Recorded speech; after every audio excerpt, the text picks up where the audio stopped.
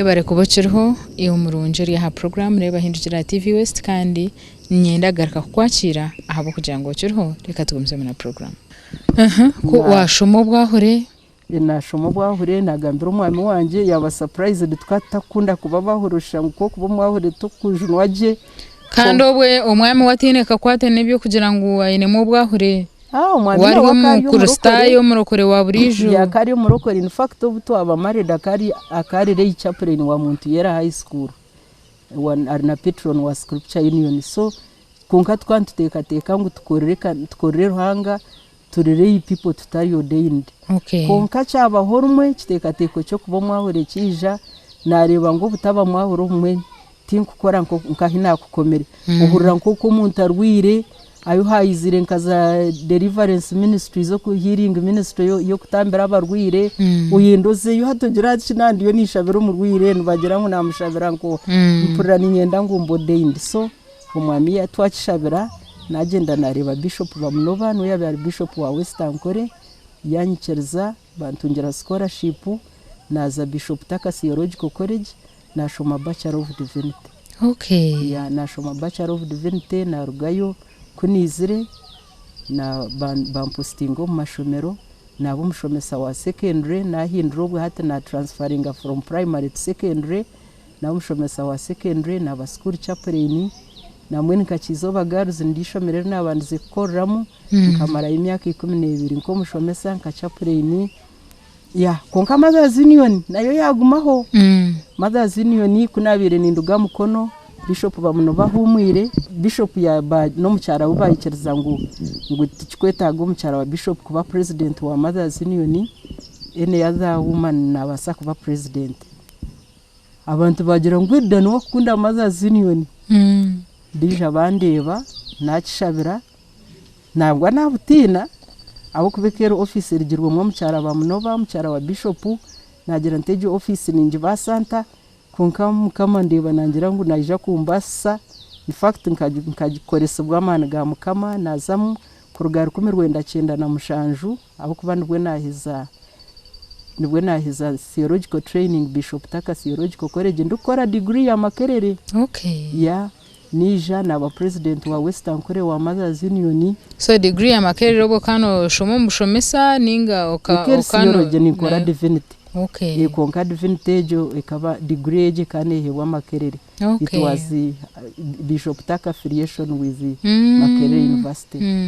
so 19 na mushanju kufike 2023 nkaba president wa Mothers Union wa Western Kore diocese konka ndi school chaplain ndi no mushomesa konka nabwe no bunashomere ngumani impurani nyendo kushoma okushoma kuguma aji okushoma egumizamo namwe kunahiriza 9 na mushanju naba bishop taka by the way tuna kugambira ndi bishop taka ba bishop taka bantorana nzaha yibaine beta exchange program yabeji with weekly for Oxford University nayo nkazayo na mara ya mezana Oxford University UK na mara ya mezana ndiyo mweji nagaruka nija bishop taka na hiza theological training yanje nabo deindi nkomudikoni mu 12 na mushanju then 1998 nubwo batandika Uganda Christian University aba barkugiyo bishop taka theological college bagira nkunda abindi interested nya applying makerere nzi kushoma masters in fact bakabangambira kushoma ngira nyine family think basa kurenga Uganda nkuniza overseas kushoma no bunagire yameza naga mu Oxford gakangumira munonga nka ngoma nintekateka bana ngira nightmares ngira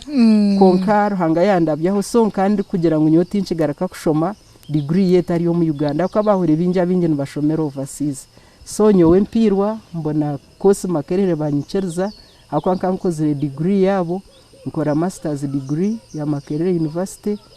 hanga mpera njikoro myaka 2 nkaze nakora masters naheza na graduatinga 12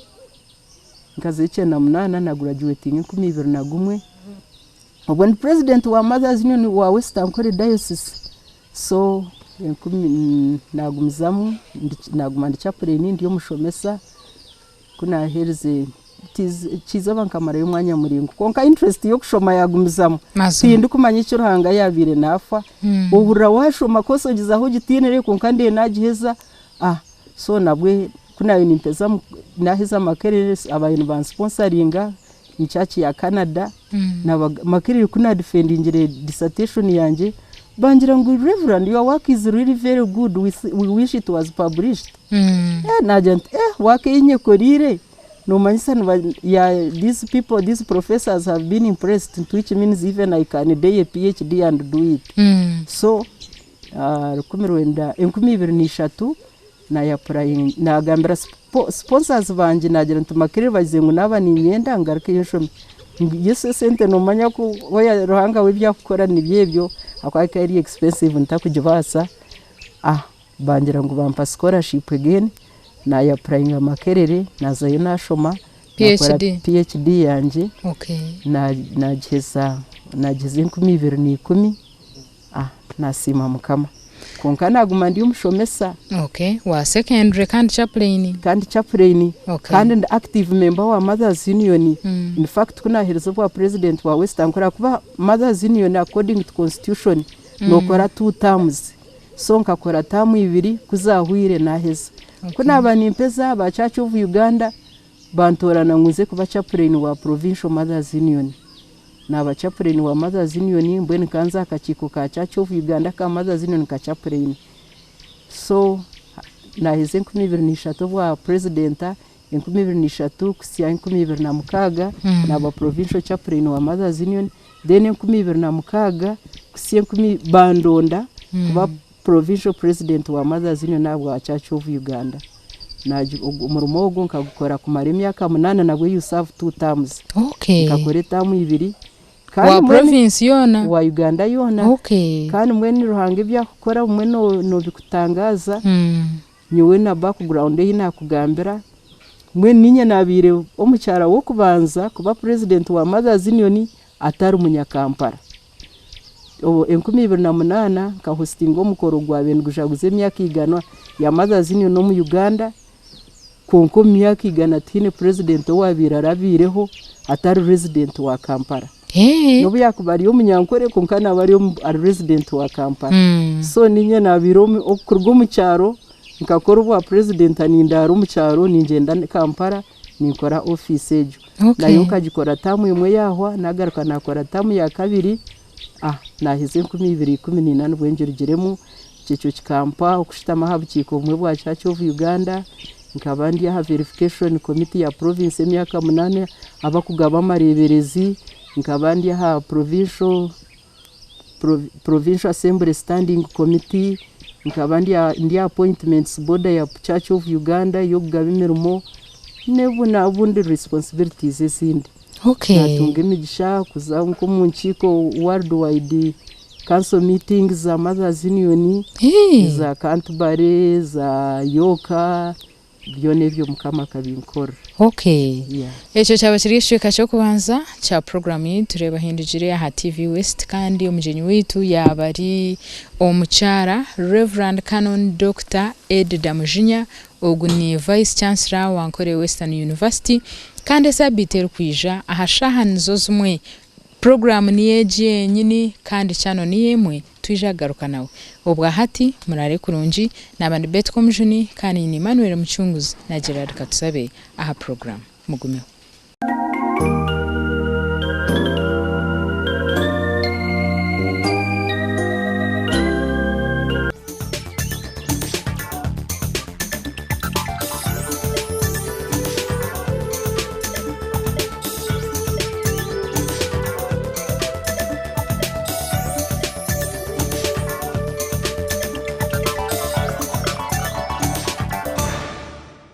Reebahindugire yabane kushibweho Kakoba Institute Rutagarama kora abamazire senior ya kana nari ya mukaga leta maxi oyetunjiro mwanya ogwo kushemera Rutagarama Maria Stint Hardware umushubuzi niwe rukombeka yegurire ibintu by'umutindo gwa higuru tombeke ebirukangara nke